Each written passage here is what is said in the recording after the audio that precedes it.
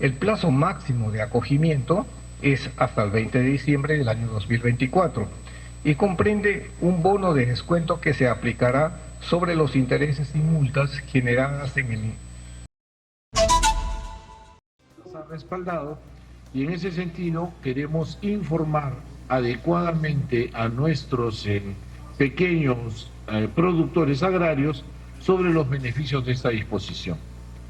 Por su parte, y una magnífica noticia la traía hoy día temprano en la mañana, nuestro ministro de Transportes y Comunicaciones nos informará sobre los detalles de la que ha significado la adjudicación para la modernización del Tren Macho, una vía, una ruta, Huancayo-Huancavelica, que en el marco de una asociación público-privada ha de beneficiar de manera muy significativa a los pobladores de esas zonas.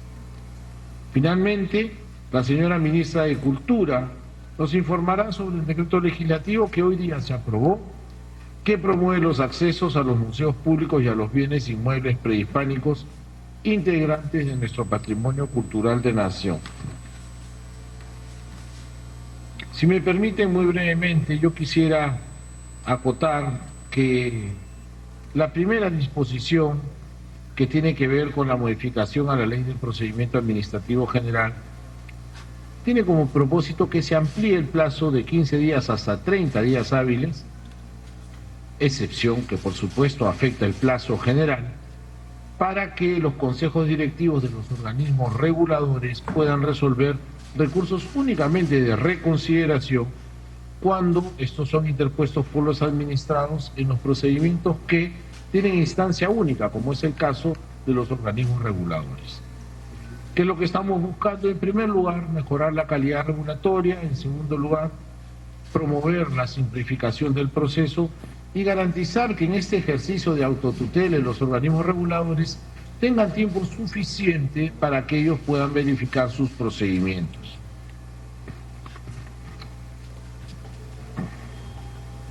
Exitosa. Muy bien.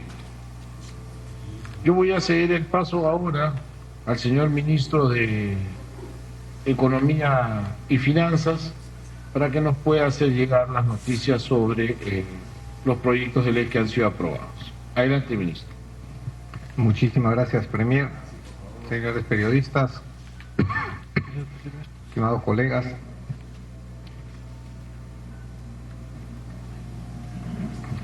un gusto estar acá y al mismo tiempo comentarles sobre las 4 normas que el día de hoy se han aprobado. En primer lugar, permítame comentarles sobre la ley de presupuesto. La ley de presupuesto, el proyecto de ley de presupuesto, como ustedes saben, tenemos un plazo ahí para hasta el 30 de agosto para poder remitirlo al Congreso. El día de hoy, en el último Consejo de Ministros del mes de agosto, se aprobó este proyecto de ley que se estará enviando a más tardar el día de mañana al Congreso. Voy a comentarles algunas características principales de este proyecto de ley. En primer lugar, tiene el supuesto ya pues común, es un dato que todos lo compartimos, que el déficit fiscal con el cual se prepara este proyecto de ley es de 2.2% del PBI. El presupuesto tiene un crecimiento, el proyecto de presupuesto para el próximo año tiene un crecimiento de 4.5%. Si comparamos con el que hemos tenido el año pasado era de 12%, este es en ese sentido un proyecto de presupuesto mucho más realista y más en línea con lo que viene creciendo la economía, ¿no? La economía viene creciendo a una tasa de 3.2%, que es el supuesto precisamente de este presupuesto. Para el próximo año otra tasa de crecimiento de 3%, una tasa de inflación entre 2.7 a 3%, ¿no? En ese sentido consideramos que este proyecto de presupuesto es mucho más realista y está acorde con el crecimiento esperado de la economía. En segundo lugar, ningún gobierno regional ni local tiene un monto menor al del presupuesto del año pasado. Hemos hecho un esfuerzo enorme por tratar de respetar los niveles de presupuesto del año pasado. Y el mismo caso también se da con los diferentes pliegos presupuestales que están en el Poder Ejecutivo, ¿no? Es decir, los ministerios. En tercer lugar, se priorizan los gastos de capital, principalmente en gobiernos regionales y locales. Por ejemplo, en el caso de los gobiernos regionales, los gastos de capital crecen 7.3% y en el caso de los gobiernos locales crece 24.2%. El cuarto punto es descentralista. Y este es un punto muy importante. Es descentralista porque se asigna desde el presupuesto inicial, es decir, desde el proyecto de presupuesto, se asigna los recursos a los gobiernos regionales y locales, evitando transferencias mediante decreto supremo durante la ejecución del presupuesto. Antes teníamos, por ejemplo, que diferentes pliegos presupuestales del gobierno central tenían transferencias para los gobiernos locales. Ahora lo que se ha hecho es ponerle a los mismos gobiernos locales, tanto distritales como provinciales, su respectivo presupuesto. El anterior sistema lo que originaba era que los alcaldes de provincias, el 90% del año, estén en Lima haciendo gestiones en los diferentes ministerios. Con esta forma de asignar los recursos, lo que queremos es que los alcaldes estén precisamente gobernando, trabajando en la circunscripción geográfica en la cual fueron electos. En quinto lugar, ninguna municipalidad, y en línea con el anterior, ¿no? En ninguna municipalidad tiene menos de 1 millón de soles para la ejecución de proyectos de inversión. Los más chiquitos tienen 1 millón, pero de ahí comienza una línea ascendente en función al tamaño, la responsabilidad, a la cantidad de población y a las necesidades que tiene cada municipalidad. En sexto punto, se ha reperfilado el pago del servicio de la deuda pública que reduce la necesidad de financiamiento en el 2025. Hace 2 meses hicimos un reperfilamiento de la deuda y eso nos ha dado un poquito más de espacio financiero. Y el séptimo punto es que considera la atención de los principales compromisos anunciados en el mensaje presidencial hecho por la presidenta Dina Boluarte. Estas son las principales características de la ley de presupuesto. Evidentemente, las leyes complementarias, que son la de equilibrio y la de endeudamiento, no hacen más que cumplir con el mandato que está en la Constitución, en el sentido de que la ley de presupuesto, el proyecto de ley de presupuesto que envía el Ejecutivo al Congreso tiene que ser un presupuesto equilibrado. Adicionalmente, el día de hoy se ha aprobado una norma referida a un fraccionamiento especial de la deuda tributaria administrada por SUNAT. A ver, déjenme comentarles un poco acá. Durante mucho tiempo, en el Tribunal Fiscal se han acumulado expedientes reclamados por contribuyentes. Hemos llegado al nivel en el cual los reclamos de las empresas llegaban a 26.000 millones de soles. Más aún, resolver un expediente en el Tribunal Fiscal tomaba alrededor de 9 años. O sea, recién se han comenzado a resolver expedientes de hace 9 a 10 años. Eso es en verdad una administración de deuda, una administración tributaria muy poco eficiente, porque genera muchos problemas tributarios. En primer lugar, aquel que no quiere pagar se va al Tribunal Fiscal y se parquea ahí por unos buenos años. En segundo lugar, genera dudas. Muchos inversionistas privados dicen, pero ¿cómo va a resolver el tribunal? ¿Nos va a dar la razón o no nos va a dar la razón? ¿Cómo vamos a invertir en un país donde no se resuelven las cosas, ¿no? Entonces, creemos que de esta manera le estamos dando transparencia al poner mayor gana, mayor énfasis, mayor interés en resolver estos expedientes.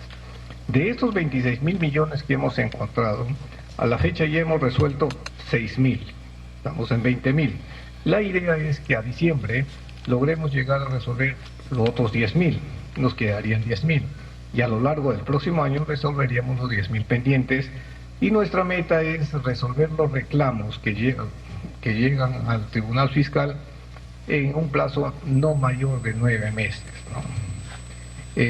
Pero paralelo a esto, lo que queremos también entregarle al contribuyente, sobre todo porque hemos tenido desazón en los últimos años en la parte económica, hemos tenido el problema del coronavirus, de la pandemia, hemos tenido años económicos no tan fáciles.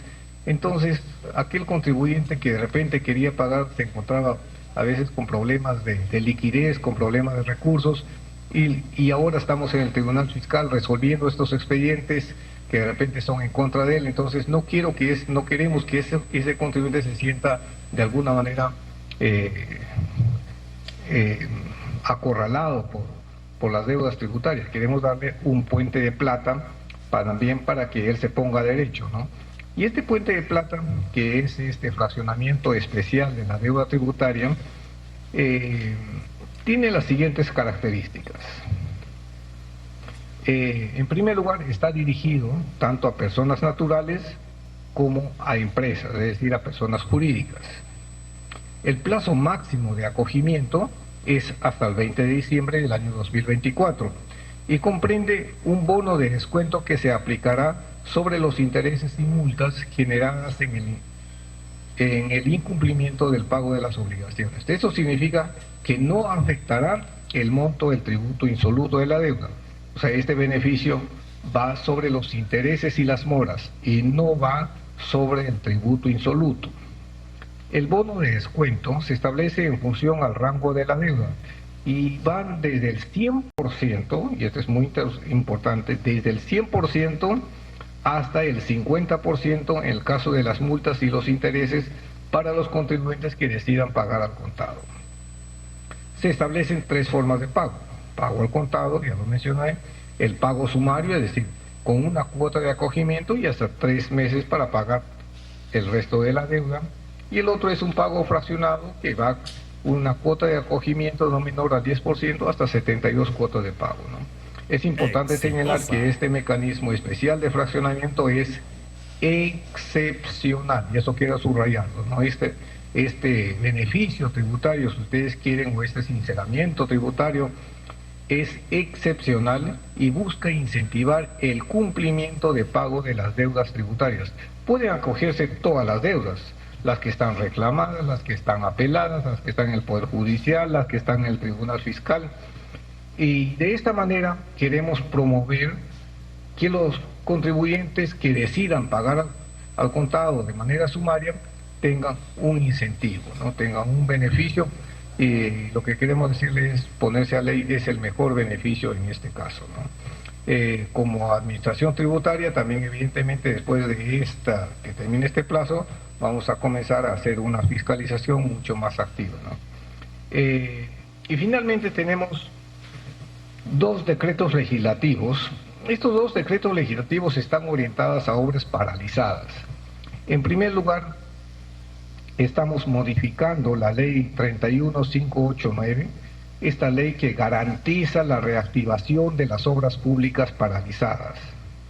¿Qué ha pasado? Que muchos actores, en este caso de las adjudicaciones de estas obras paralizadas, encontraban cierto temor respecto a la actitud o a las sanciones potenciales que podrían desarrollarse debido a la fiscalización que desarrolla la Contraloría, ¿no?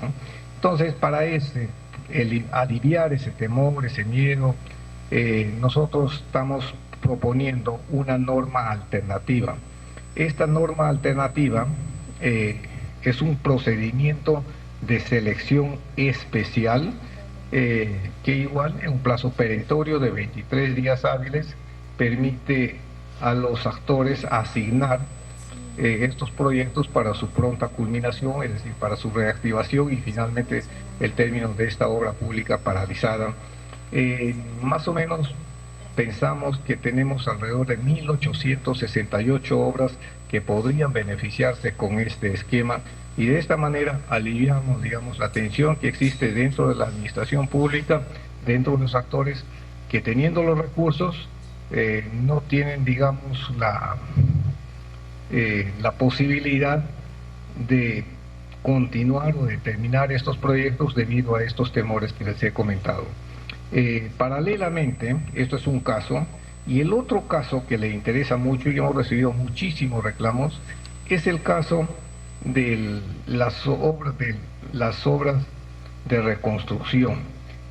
Al crearse el ANIN, que toma obras por encima de 200 millones, las obras menores a 200 millones que estaban en manos de los gobiernos locales y regionales se han quedado sin financiamiento y a mitad de construir.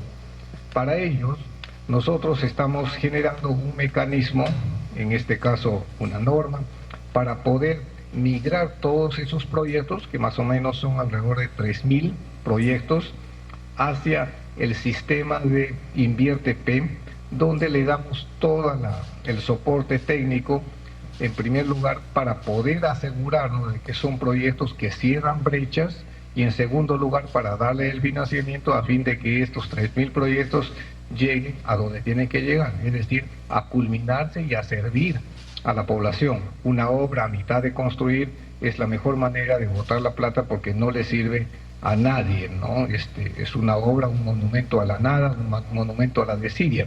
Y muchas veces, como les digo, estos, entre comillas, monumentos a la desidia son en verdad porque nos falta algunos procedimientos administrativos. Con estas dos normas que les acabo de comentar, lo que estamos haciendo es cerrar, culminar, digamos, todo lo dándole al actor principal, al ejecutivo, a la municipalidad o al gobierno regional o al alcalde o a las autoridades, le estamos dando todos los instrumentos administrativos para que pueda culminar estas obras. Como les digo, posteriormente también existe la voluntad de darles el financiamiento y de esa manera dar por cerrado este capítulo un poco complicado por el cual nosotros hemos vivido. Y eso es todo.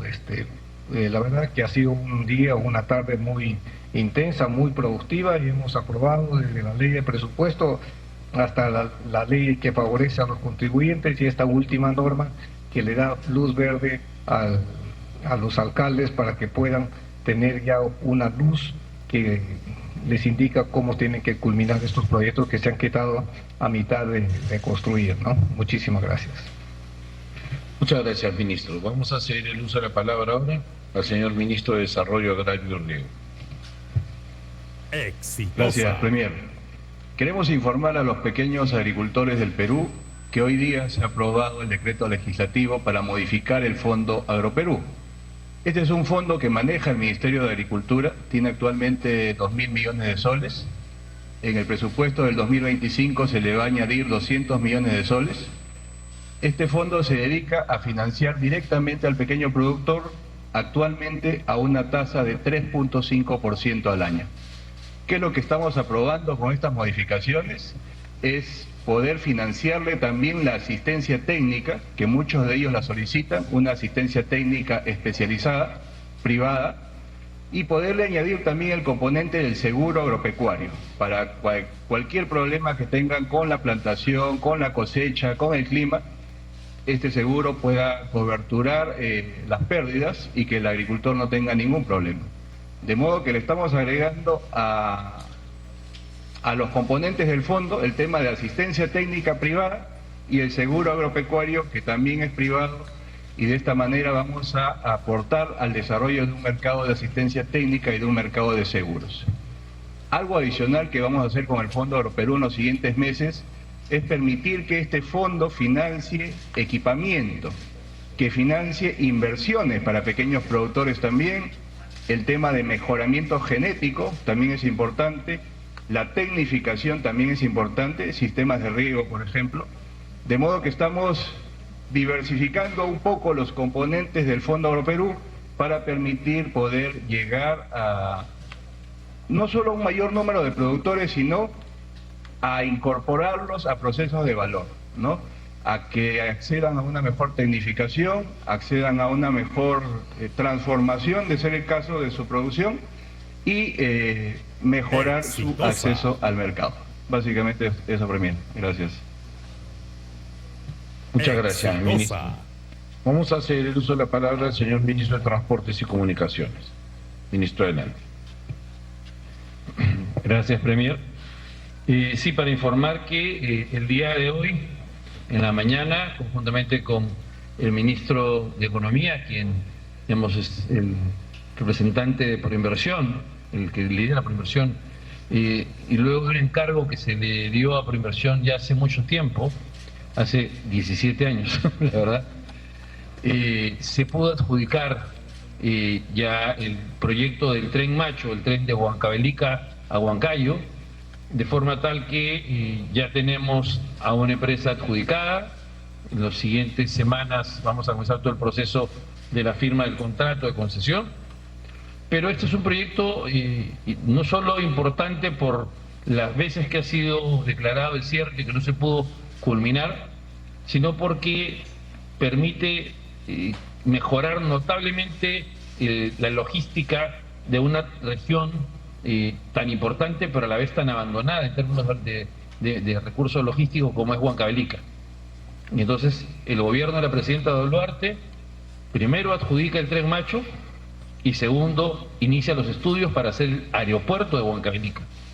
Este es un gobierno que está comprometido con el desarrollo de la infraestructura. Este es un proyecto, en el caso del Tren Macho, un proyecto de casi 445 millones de dólares de inversión, que va a estar 5 años haciendo todo el proceso de construcción de la infraestructura, entre el diseño y la construcción misma, y luego va a tener una operación por 25 años, de forma tal que van a haber unas tarifas sociales para que quienes usen esta infraestructura férrea pues puedan transportarse digamos, de forma económica, y también va a tener, si no recuerdo mal, son 5 frecuencias de transporte de pasajeros y una de carga, porque el componente carga es el que va a dinamizar, como hablábamos ahora en la mañana con mi colega el ministro de Economía, es la que va a dinamizar justamente la economía de Huancavelica, moviendo hacia Huancayo primero y luego desde Huancayo vía la carretera central o el mismo ferrocarril central, moviendo mercadería para Lima y mejorando y dinamizando mucho la economía de Huancavelica.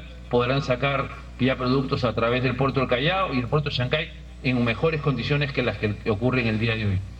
Y esto es un proyecto, como les digo, emblemático por cosas buenas y por cosas malas.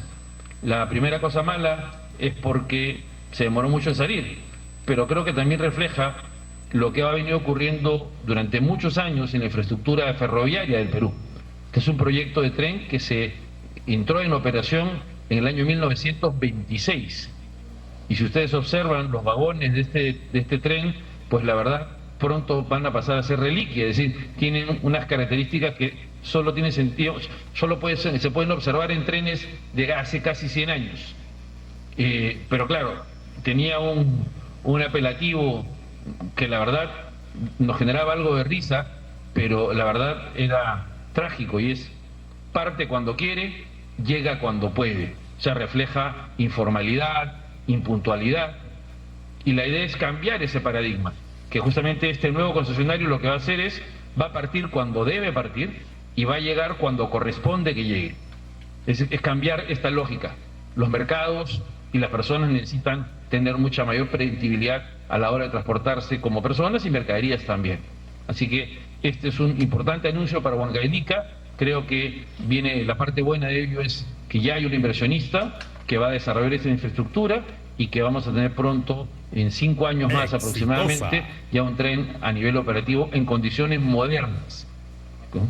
Y el tren más moderno del Perú hasta que lleguen los siguientes trenes, obviamente. Pero lo importante es eso, ¿no? Y también marca una pauta, y es lo que el gobierno de la presidenta Boluarte está haciendo, es reemprender una política ferroviaria que no debimos haber abandonado nunca, pero que más vale tarde que nunca, como dice la expresión. Así que con este gobierno es que estamos reemprendiendo una política ferroviaria, ya con una primera concesión, y luego seguiremos avanzando en los otros proyectos ferroviarios, tal cual se ofreció en el discurso presidencial del 28 de julio. Gracias. Vayan avanzando los minutos. Los 95.5 de la FM en Lima, exitosa, la voz que integra al Perú.